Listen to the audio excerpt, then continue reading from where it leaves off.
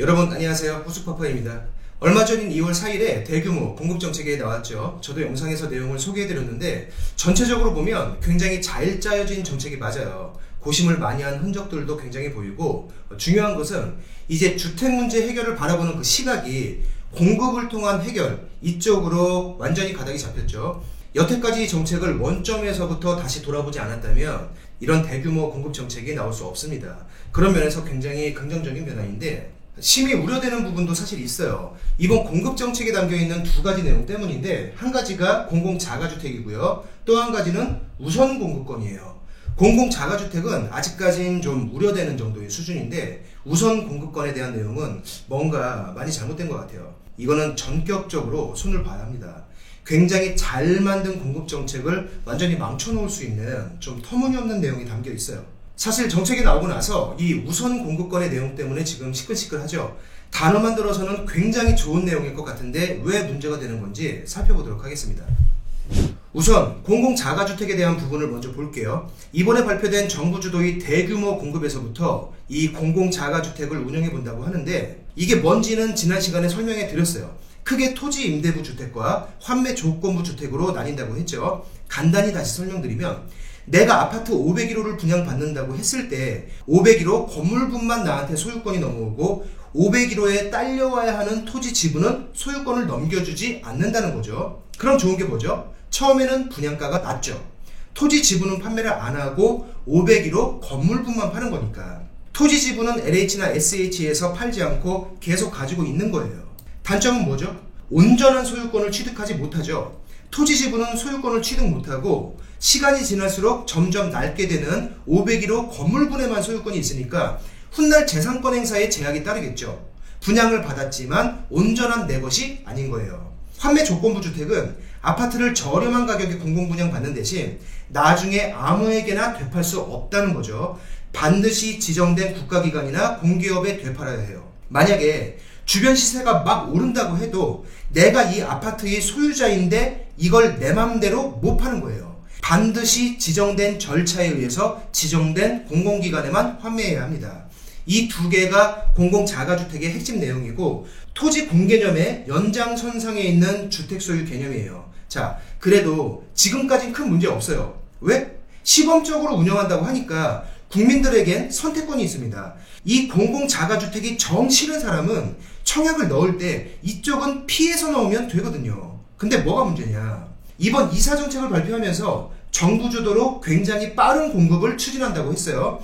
인허가에도 패스트트랙을 적용해서 속도감을 굉장히 낸다고 했죠. 단 민간 재건축이나 민간 재개발에 대한 규제는 늦추지 않겠다, 이런 내용도 같이 발표했습니다. 즉 현재 민간에서 추진하고 있는 또는 앞으로 민간에서 추진할 만한 재개발이나 재건축은 웬만하면 공공재건축이나 공공재개발로 함께 가자. 그게 아니면 너네 개발하기 어려울 거야, 이 얘기예요. 여기까지는 좋습니다. 그런데 민간이 아닌 공공 위주의 공급이 지속될 수밖에 없는 이런 상황에서 정부가 만약에 공공자가주택에 대한 비율을 점점 높여나가면 어떻게 되죠? 결국엔 국민들의 선택권이 없어져요.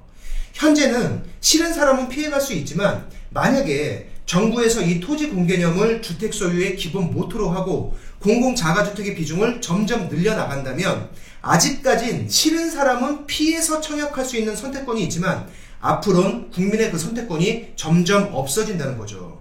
좀 우려되는 부분을 너무 오버하는 것 아니냐. 신임 국토부 장관이 되신 변창흠 장관도 예전부터 토지 공개념의 필요성을 계속 주장하셨던 분이고, 지금 이 공공자가주택에 대한 내용을 담은 주택법 개정안이 국회 상임위를 통과한 상태입니다. 그냥 우려 정도로만 보기에는 많이 우려돼요. 이 공공자가주택이 단점만 있고 꼭 나쁜 제도는 아니지만 앞으로 주택을 갖고 싶어하고 청약을 신청하는 국민의 선택권을 보장해주기 위해서 어느 정도의 제동은 좀 필요하다고 봅니다. 예를 들면 공공분양에서의 공공자가주택 비율은 20%면 20%, 30%면 30%, 이렇게 일정 비율을 넘지 않도록 제도적인 브레이크가 좀 있어야 한다고 봐요. 다음으로 지금 계속 시끄러운 우선 공급권의 내용을 보겠습니다. 단어만 들으면 굉장히 좋은 내용일 것이라고 보여요. 개발이 되는 곳에 계속 살고 있었던 사람들한테 우선적인 공급을 한다는 내용으로 들리고 이건 굉장히 바람직하겠죠. 뭔가 뒤늦게 들어가는 투기꾼들을 일정 부분 막을 수 있을 것 같은 그런 느낌도 들어요. 하지만 이번에 정부에서 발표한 이 우선 공급권에 대한 세부 내용은 그것과는 좀 거리가 있기 때문에 지금 시끄러운 겁니다.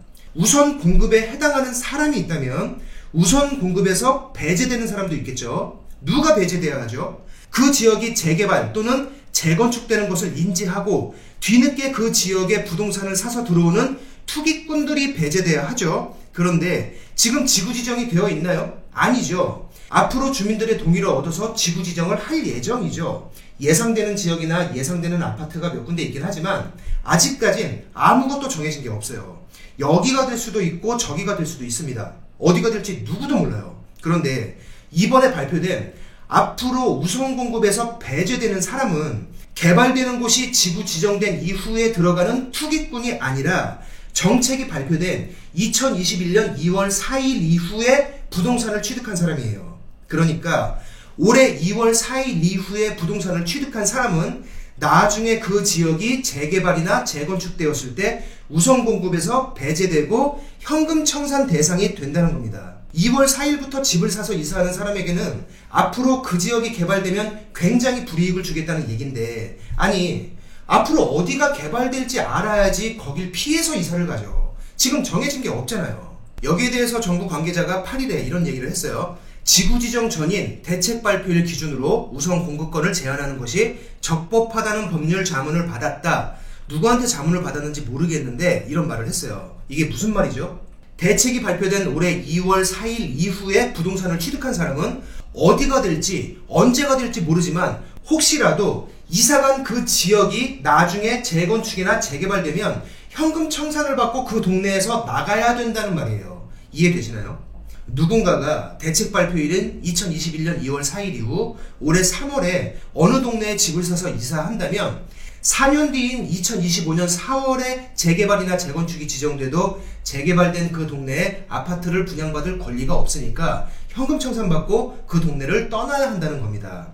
뭘 위해서 이렇게 하겠다? 나중에 들어갈 투기꾼을 막기 위해서 이렇게 하겠다. 앞뒤가 뭔가 좀 이상하죠. 지금부터 집을 사서 이사하는 사람은 어디가 될지 모르겠지만 앞으로 그 지역이 개발되면 투기꾼과 똑같이 취급하겠다는 건데 이건 말도 안 되는 얘기죠. 자, 저는 지금은 이걸 비난할 생각이 없습니다. 왜냐? 이건 정책을 짜는 과정에서 나온 실수라고 생각해요.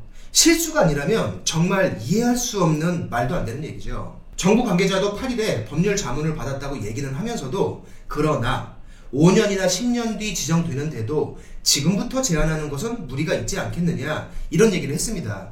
이게 너무 시끌시끌하고 위헌 얘기까지 나오니까 그 보완책으로 3년이란 기한이 솔솔 나오고 있어요. 어느 지역이 개발될 때 그 지역에서 3년간 거주한 사람까지는 우선 공급권을 준다. 이게 보완책이라고 나오고 있는데 그러면 36개월 산 사람은 주고 35개월 된 사람은 그 동네에서 내보낼 건가요? 기준이 너무 모호하죠. 앞으로 개발되는 곳에 소급한 현재 시점에서 주택을 사서 이사하는 사람은 그때 가서 투기꾼과 똑같이 취급할 테니 주의하라는 얘기인데 지금 시점에서 어디가 개발될지를 알아야 주의를 하든지 피해서 이사를 하든지 뭘 할 것 아닙니까? 정책을 만드는 과정에서 실수로 나온 부분이겠죠. 자, 이번 2월 4일에 나온 공급 정책에 대해서 무작위로 비난하는 사람들도 있어요. 하지만 제가 보기에는 전체적으로 잘 짜여진 정책인 것 같습니다.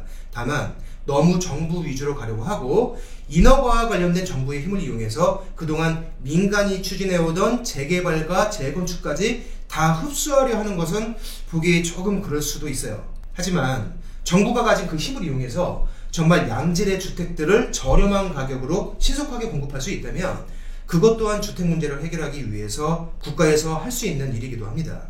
전국 83만 원은 불가능한 숫자이고 말도 안 된다면서 그 숫자를 가지고 비난하는 사람들도 좀 보이는데 그들도 여태까지 공급을 늘려야 한다면서 정부에 요구했던 사람들이고 그 사람들이 더 좋은 공급 정책을 가지고 나와서 얘기하는 것도 사실 아닙니다. 여태까지 정부가 헛발질 했으니까 이번에도 잘못할까봐 심하게 우려된다. 이런 논리라면 사실 저도 공감됩니다. 하지만 공급정책 자체를 비난해서는 안 돼요. 비난을 위한 비난은 전혀 도움되지 않습니다. 이번에 정부에서 발표한 83만호라는 숫자는 사실 100% 달성하기 어렵다는 의견에 저도 공감해요. 제 솔직한 사견입니다.